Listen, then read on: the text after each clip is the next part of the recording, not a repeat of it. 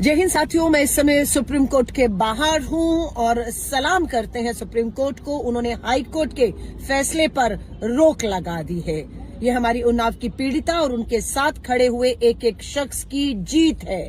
इस जीत पर बधाई देती हूं, लेकिन लड़ाई जारी रहेगी क्योंकि फैसला बड़ा होना चाहिए।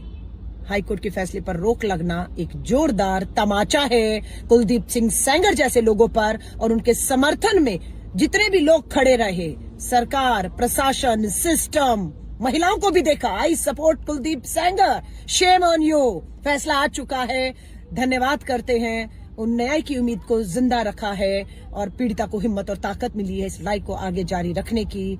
हाई कोर्ट के फैसले पर सुप्रीम कोर्ट का फैसला की स्टे मिल गया है, यानी कि उसकी सजाएं, उसका जो गिरफ्तारी है, वो जो जेल के पीछे है, यूं ही बने रहेंगे। कुलदीप सिंह सेंगर सावधान।